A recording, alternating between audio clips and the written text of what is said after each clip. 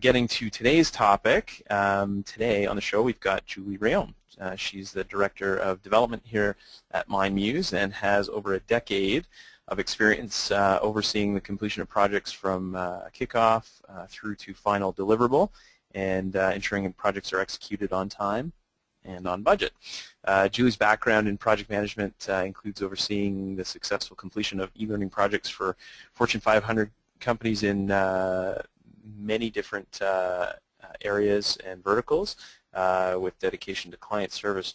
Julie has coordinated all development, video, audio, and technical aspects of projects and has managed both in-house teams and many contract resources. So welcome to the show, Julie, and thanks for joining us today.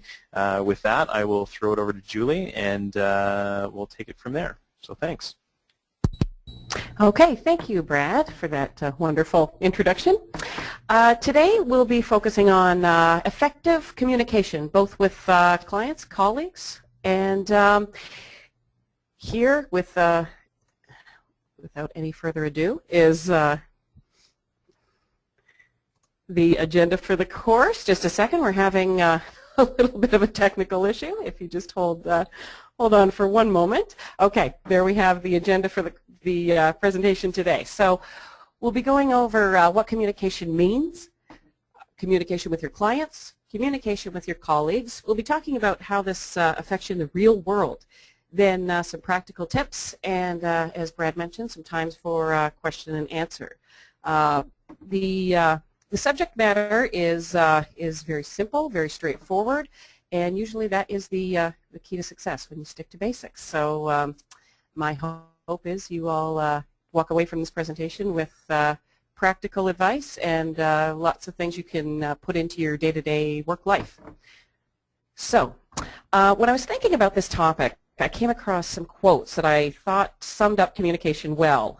Interestingly enough and funny enough, they are both about how difficult it is to communicate. And I started wondering why that is and how it affects our work life. So the first one, the single biggest problem in communication, is the illusion that has taken place. A lot of us will go into a meeting and then come out of a meeting and say, boy, I think it was a really, really great conversation. I really got my point across. And a lot of us think that's the key to success. It doesn't really allow for a two-way street dialogue. The second quote, let us make a special effort to stop communicating with each other so we can have some conversation. That one makes me laugh a little bit because we are so focused on getting the information we want out there that we forget it's a dialogue. So hopefully after today's presentation we can start thinking about communication in a different way. Anyway, what I decided to do after looking at those quotes is think about some quotes that I've heard over my own personal experience in managing people and projects. I started thinking about why we have so much trouble communicating. So these quotes, I don't know why this happened. I'm sure I made myself clear. I can't understand where the disconnect is. We talked about this in detail, didn't we? The deliverable was due this morning, not at the end of the day. We discussed this last week, remember?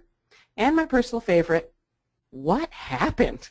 Now, I think hopefully a few of you are chuckling because you've actually sat around a boardroom or been on a conference call and somebody has said something very similar to this. This is not unique to anybody.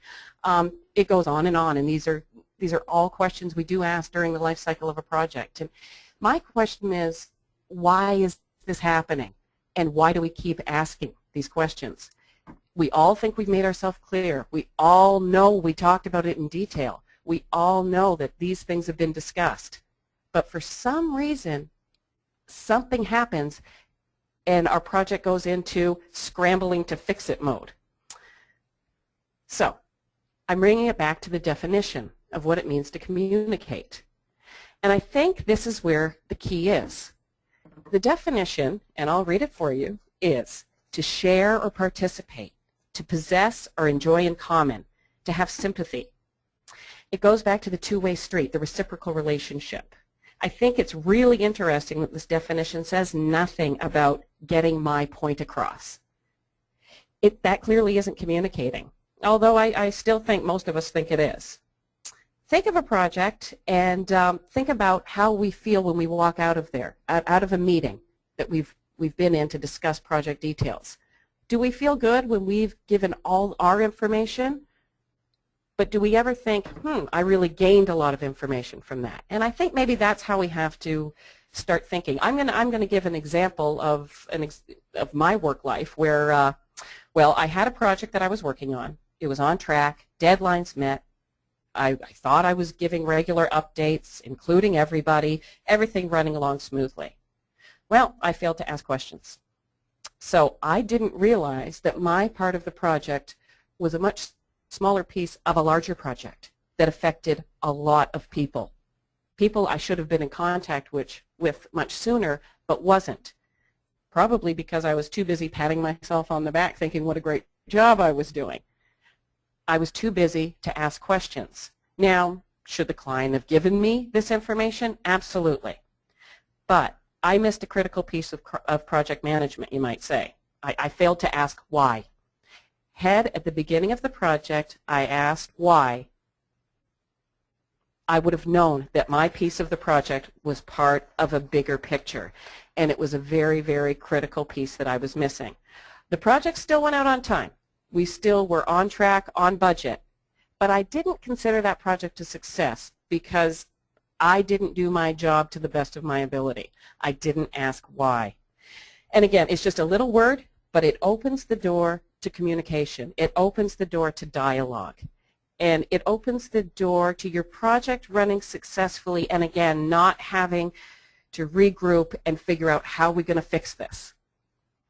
So, again, if you take nothing away from this presentation, take the word why away. Ask the questions. Don't be afraid to ask. I was going to jump in there, Julie. Just that raises a good point in terms of I think we're going to talk about next and how things get started. But you know, as project managers, how do we ingrain or define a process that allows us to elicit that information from our clients? So proactively asking questions that are part of a process. So at the beginning of every project, or things that typically we would take away and put into terms, project management terms, for, as part of our risk assessment and understanding what the objectives are, and really working our way towards that and defining the things that might get in our way, like pieces of information. Is this project tied to a bigger project that has other deadlines or stakeholders? So what are your thoughts there? And that may lead into this next piece, but just thought I'd jump in with that. No, and that's actually a really good segue into what I was going to talk about, and that's the initiating stage. So I have this graph here, the project life cycle, and that's from our Project Management 101 course, which I believe everybody will have access to after this presentation. And this graph talks about the fact, and I find it very interesting, that less than 20% of the total project effort is spent during the initiating and closing stages. The initiating stage is so critical, and when you talk about how do we handle risk, how do we manage these things, we manage these questions in our kickoff meetings, in our discovery meetings.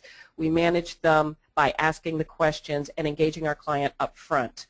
And it really, less than 20% is not a lot of time to get the critical information that will drive your project. And it's where you really need to ask the questions and really listen to the responses. If you don't, the executing phase is in jeopardy of going out of scope. Your time and budget are in danger. And more importantly, your relationships are in danger because people will lose confidence. So managing risk is just so critical, and it can be managed right up front. I'm going to give another example. We're in the discovery meeting with a client, and we're talking about a project, and they say it has to be bilingual. It should be in both French and English. Okay, everybody agrees. We need more. You need to pull more information from them. You need to give more information. For example, who will oversee the translation? Is there a subject matter expert that we will be working with on the client side? Is there a certain date that this service is available from the client, et cetera, et cetera? That will affect budget, it affects time, it affects project scope. It's crazy how much saying something like it's a bilingual project and not asking the question, the follow-up questions to that, can lead to so much trouble down the line. So again, it's risk management. Ask the questions. Don't just say yes. I find in our world, and I'll talk about this later, that we're so worried about oftentimes impressing the client or looking for a win that we fail to sometimes say no when it's okay to say no, or we fail to say, if you do this, you're risking this, and here are the consequences. It's part of our job to do that, and it's part of our job to communicate that and get the feedback of how the client's feeling about it. So on that note, this is a little list I've compiled about communicating with your client. How do we get the information we need? Well, giving the information that our clients need. How do we, and I go back to the definition, share, participate, enjoy in common, and have sympathy, as the definition went. It's simple, as these things often are, but these simple things are not always easy because we forget them. One of the biggest ones is communicating in the spirit of partnership. And the reason I put that, and I think it's really, really important, is working towards the common goal is the win. If everybody's got their own agenda, they're trying to impress their boss, or they're trying to cut costs, or they're trying to do this or that, it doesn't work. But if we all get a common goal, then we can win. And doing your job well is the win. And not being an order taker is part of it. Your client, look at them like a colleague. Look at them like there's somebody you're working with, not for. Make it a really good reciprocal relationship. And it's amazing how the doors to communication open, because when you're working in fear of someone or in intimidation of someone, you're not communicating. Another way to increase communication with your client is to focus. Put away all distractions, and I put this even in a virtual setting. I don't know how many times I've been on calls and you just know someone is not paying attention. They could be unloading their dishwasher. They could be doing anything. You never know. And flipping through your BlackBerry is it's just not it's not a good way for communication. It's sending a real clue that you're just not interested. I can't stress enough. Put down the phone, put away all distractions, shut down your email, and focus. This will also save tons of rework later because you missed something. Now, again, I'm talking about how we communicate. What if you're talking to somebody who clearly isn't listening? And that happens all the time. It's okay to say, is now a good time? You might seem a little busy. Can we reschedule? It's okay to say that because you'll be having that conversation again if the person isn't focused. It's okay to ask if there's a better time. If someone's not invested in the conversation, it's a waste of everybody's time. Listen, just listen, and do it without judgment. This is my biggest hurdle, I'll be honest. I think we all have things in our work lives that we need to overcome, and not waiting for an opportunity to jump in and start talking. I like to talk, and it's very hard for me to not jump in. But I know I'm going to miss something if I'm the one doing all the talking. So I'm in a constant state of saying, quiet down, listen, and just taking in the information. If you have a client who's jumping in,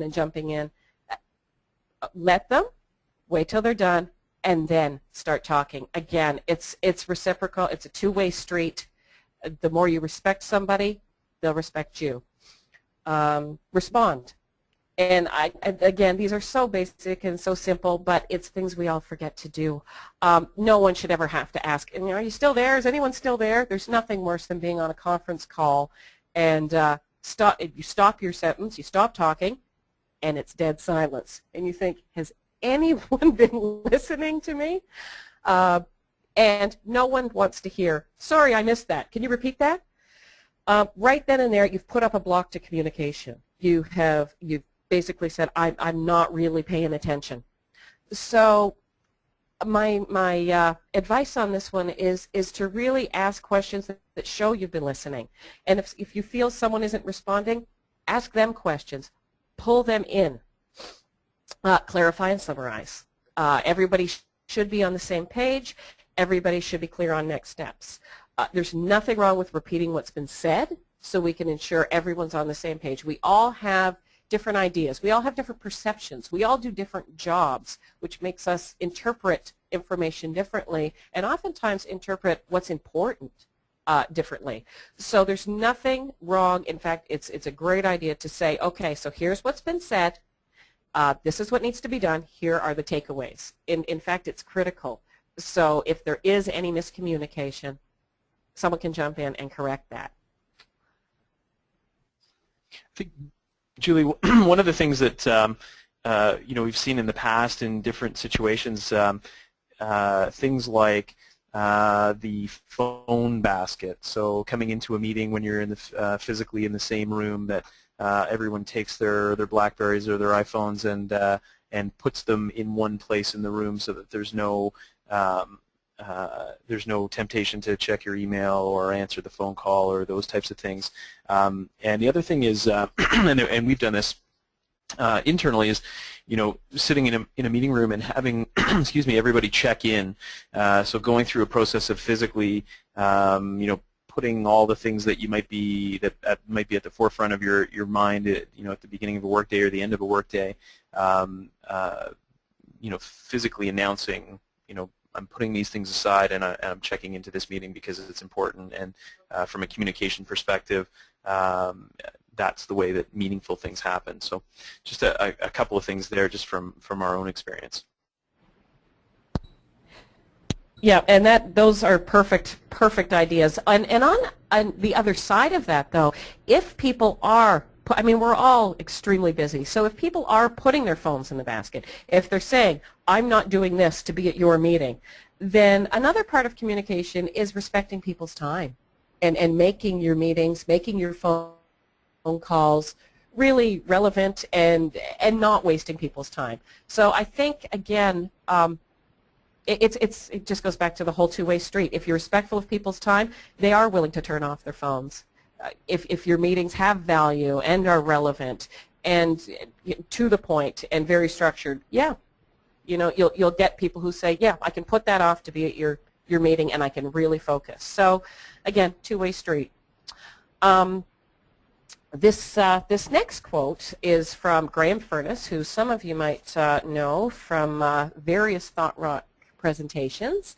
He was discussing idle light, and he said this, and I took it down, and he was talking about a common language and the need to be thinking of a common vision to be on the same page to reach common objectives. Same processes, same risks, language and vision are in sync. And I really liked that, and I thought it was a nice way to talk about communicating. It's all about, and Graham and I went on to chit-chat a little bit about it, and it's really all about complementary thoughts and actions. And we as PMs need to strive towards that all our team, all our client, that we have complementary thoughts and actions. We need to be on the same page to reach these common objectives, which is, at the end of the day, a really great project. And again, we all bring ourselves into it, but if we focus on how to make it a really, really good project and communicate that with each other and be open and respectful and listen, I really think it takes away a lot of the obstacles to that. So communicating internally, just as important as communicating with your client, and I think we forget that. That's why I put invest the time. When working on a project, I find we try so hard to communicate with our clients, but we'll many times just fire off an email to our colleagues about the work that needs to be done and assume that's just good enough. Well, if we take the time to have a proper kickoff meeting without the client, I really see that being beneficial. If you provide all relevant information about the project and encourage dialogue and questions. These upfront meetings can often identify potential issues and risks, and really they can also identify some really creative ideas that wouldn't have happened if you just fired off an email with deadline, work to be done, start date, end date, that kind of thing. It's worth the time to have internal team meetings about projects. It just makes people feel valued, and that's where we go on to point 2, which is collaborate. It's so critical. Present yourself as an equal. Present everybody in the room as an equal. Let the people who do their job and solicit their input. I'm not a graphic artist. I'm more than happy to get input from someone who has that skill. Nothing encourages communication like feeling like your views and opinions are valued. So if you do that with your team, it's a really, really great tool. And no, not everybody will share. Not everybody will come in with a wonderfully positive attitude. But you've communicated to them that they matter. And that's a really great thing. On that note, leave your ego at the door and your emotions too. It's okay if somebody doesn't embrace your vision or offers another point of view that might contradict something you think. I always go back to the win, and I've done this throughout the presentation, being the project success. It's not your own agenda. If you do what's right for the project and not what you think will impress people, then your project has a really good chance of becoming successful, because you're going to be looking at all the details that you need to look at, and you're going to be soliciting information from all the people who can really contribute. The next one is be clear. We all have specific skills which have resulted in the types of jobs we do. So what is often crystal clear to one person may not stand out to another. The way I look at things is very different than the way one of my developers would look at something. By engaging your colleagues, they interpret different aspects of the same project, and then through the collaboration stage, we can complete the bigger picture. I also can't stress enough to speak in a way that is most clear. Impressive, fancy language, not so impressive when nobody knows what you're talking about. In a meeting, I kept referring to, this was years ago, I kept referring to the SME, the SME, the SME. And somebody came up to me after the meeting and said, what does SME stand for? So I realized this person probably tuned out as I was saying that and spent the entire meeting thinking, what does SME mean? I lost that person because I was speaking in acronyms. So if you're going to speak in certain terminology, certain acronyms, please make sure to define it. You'll lose your audience, and you won't be communicating. They'll tune out, and oftentimes feel like they're not smart enough to be in that meeting. You can make people feel like that, and that's not what you want. Confidence.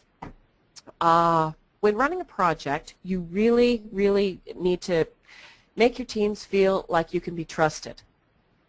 I like to stay away from hierarchies, but all projects do need an escalation point, and that's often the PM. Your team needs to know that you are capable of making sound decisions, and that you'll be there to assist them through any obstacles. You're basically a walking safety net, and when you communicate that through the way you speak to people, through your actions, through managing risks, through managing difficult times with the client, which do come up, it'll empower your team, and it'll inspire trust from your client as well. Just present yourself as the person who really can be trusted and knows what's going on. And the way to know what's going on, again, it goes back. Communicating, pulling the information. Give feedback. We all love to tell someone what a great job they're doing. I love to give positive feedback. I struggle very much with coaching people on areas that they need work on. But by not doing that, by not communicating with people, you do them a great disservice, and you remove an opportunity for growth and improvement. It's how you communicate it, though. You stay away from words like wrong, bad, etc. We all know that. Coaching rather than giving negative feedback is the way to go. And when you coach somebody, give them an opportunity. Don't set someone up to fail, and give them all the information they need. Summarize. So again, what may have been important to you may not be what a colleague is focused on. So again, internal, external meetings, it is so critical to summarize and talk about key takeaways. So, in the real world, what works, what doesn't? Well, I decided here's what I'm going to talk about, one of the biggest alarm bells that will go off. If anyone, client, colleague, anyone, has to ask you, what's going on with this project? Your project's at risk. You are the main point of communication. No one should ever have to ask that. No one should ever also tell you what is happening with your project. For example, I'll give you an example. You want to check in that all the billing is up to date. So you're checking in with your accounting department. Calling the accounting department and asking, so what's going on with this? Where are we at? That's not managing a project. You should be confirming that we're up to date, that this has gone out, that we're at this billing cycle, etc. It doesn't inspire a tremendous amount of confidence when you have to walk up to a developer or a graphic designer and say, so when was that due?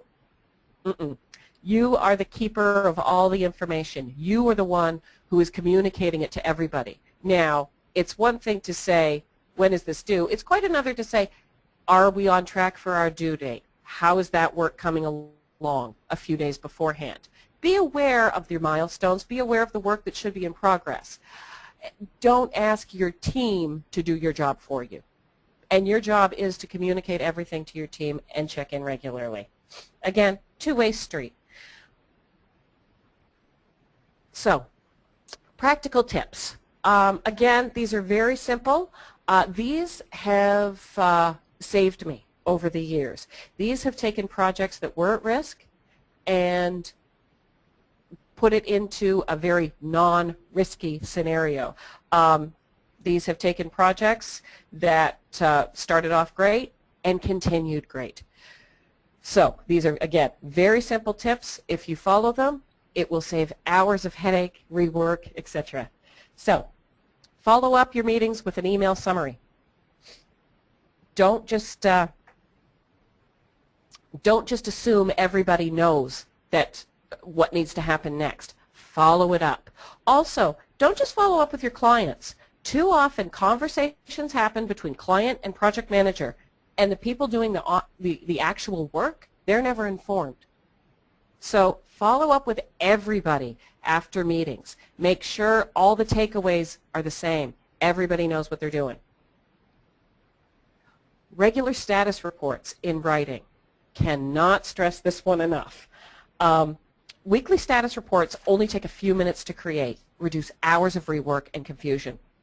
Sending out a clear report of where a project is in the timeline, any potential risks, consequences of those risks, who is responsible for what and when is so key to making your project run smoothly.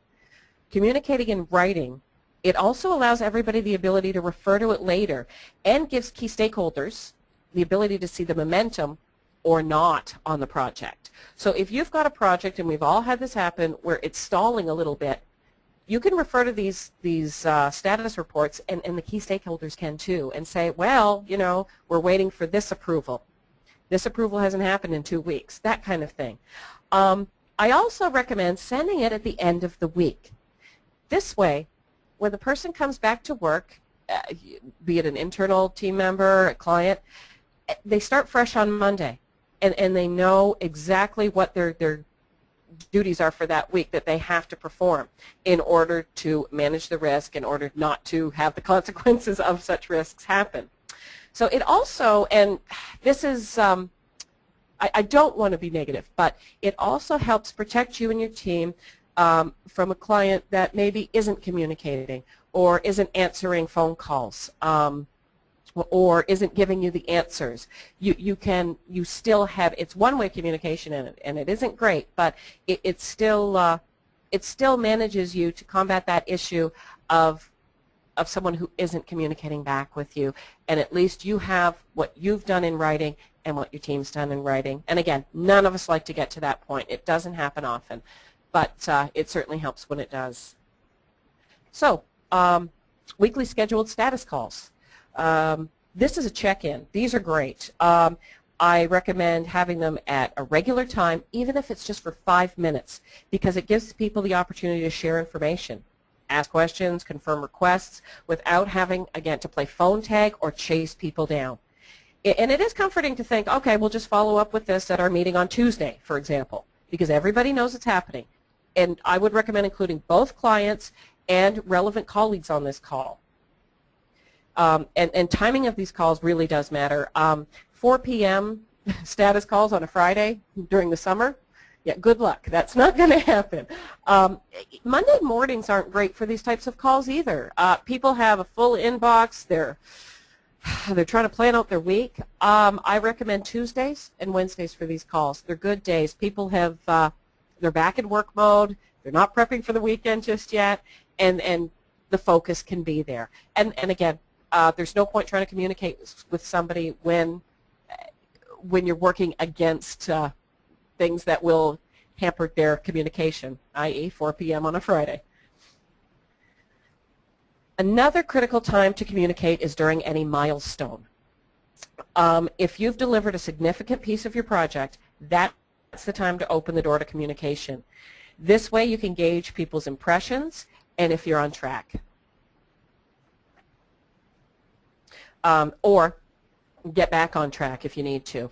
And it saves you from going too far down a path. If communication has broken down and for whatever reason there was misunderstanding, it does allow you to get back on track and not go too far down, so you're not delivering an end product that isn't what the client wanted.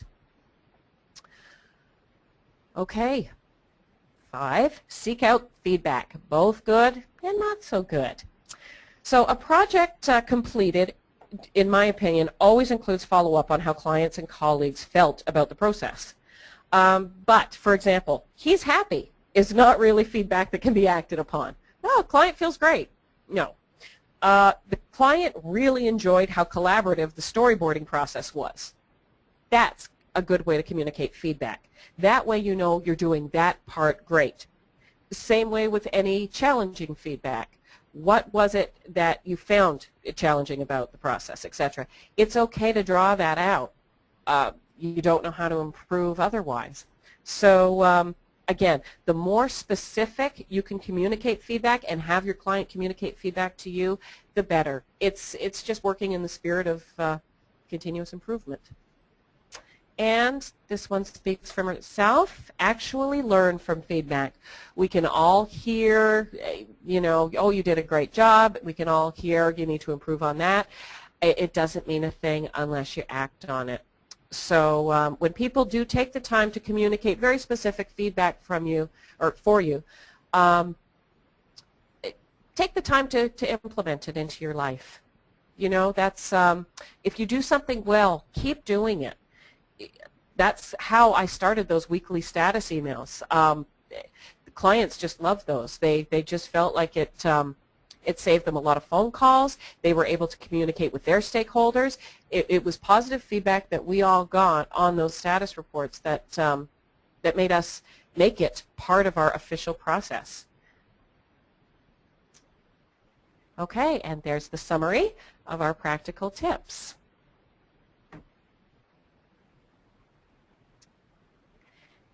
And so, as we stated earlier, there's a Project Management 101 e-learning course, and all attendees will receive a follow-up email with a link to this to ThoughtRock's Project Management course. I've taken it. There's a really great analogy in there that talks about home renos.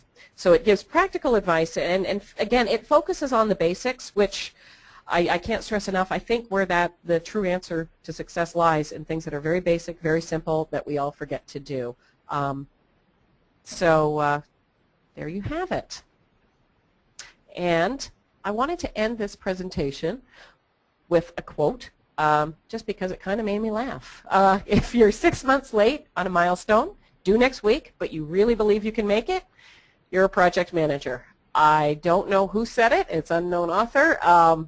But I think any of us who work in this profession could have said it ourselves and probably have have believed it at one time or another. So again, I hope you've taken away some useful, practical advice from this presentation and implement it into your work life. And I certainly hope you see some enhancements as a result of it.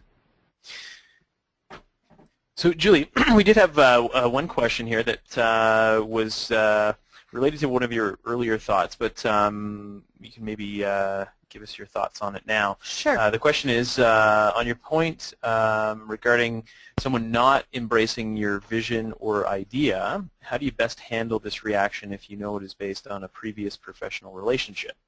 So it is a reaction not in the best interest of the project, but affected by a personal opinion. And that's not uncommon to projects where you get put in those situations. So what are your thoughts on dealing with that?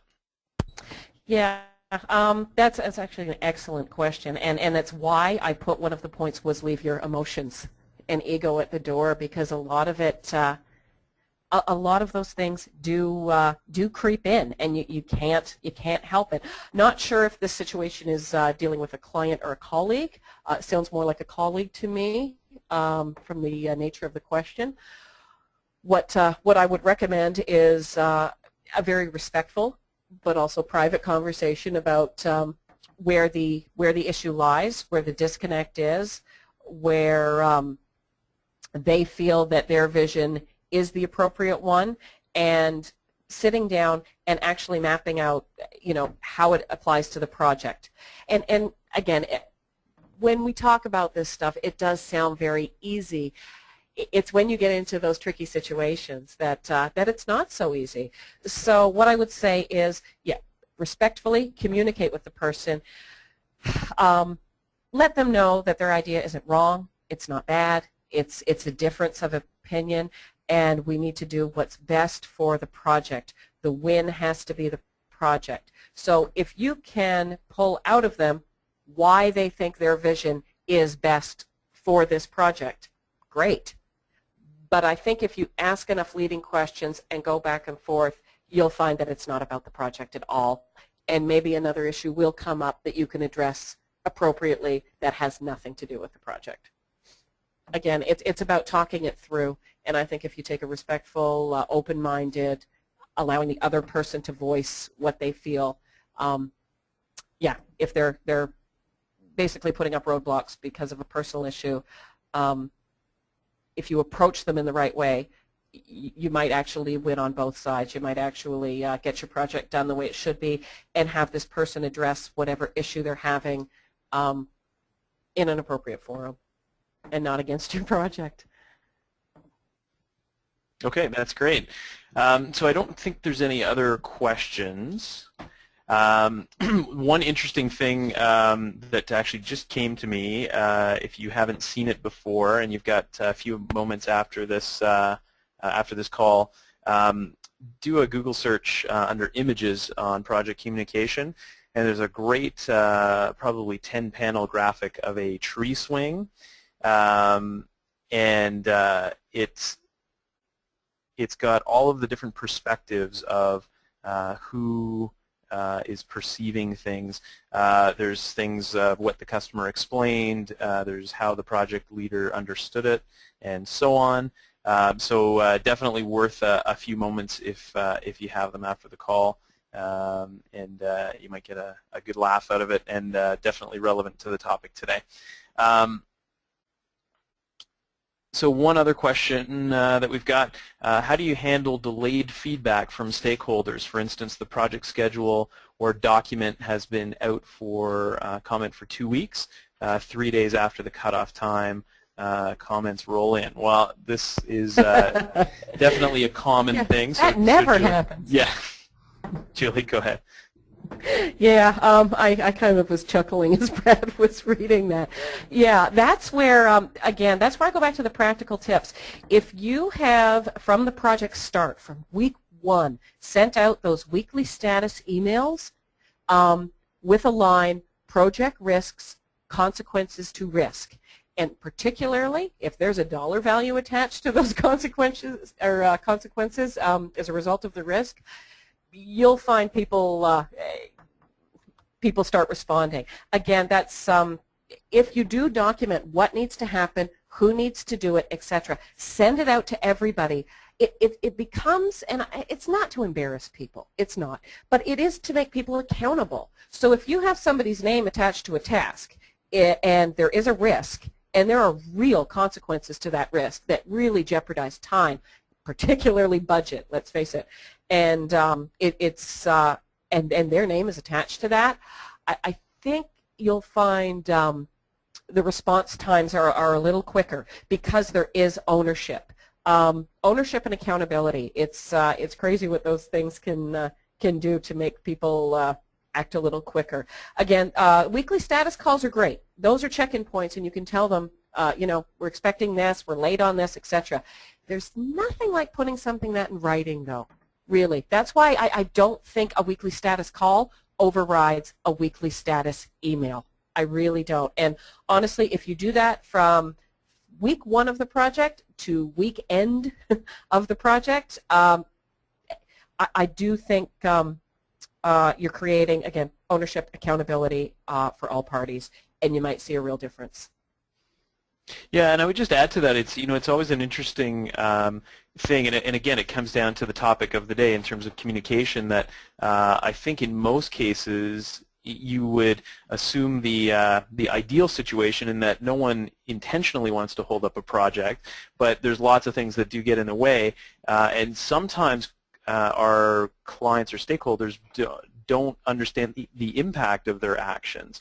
So if, in most cases, if we can communicate through status and through ongoing conversation that we've got certain risks that are inherent in the project, and based on the project plan and contingencies and predecessors, we've communicated that any delay to any of the tasks will add the equivalent number of days to the end of the project, then in some cases people understand that a little bit more. And when you send something out for review, reiterating that is not a bad idea in terms of overall communication, to say, just so you know, here's the deadline, end of day on Tuesday, we need this information back from you in this form with these parameters, and if it's not, then no problem, but just so you know that the risk is that it's going to add days to this cycle, this phase of the project, or the project as a whole. So so definitely, I think communicating those things always helps as reminders to say, here's the impact if we don't have things, and the impact may be minimal, and in other cases the impact may be significant, and so determining what those thresholds are, I think, is definitely important. Yeah, and particularly in writing. So we've got another question here.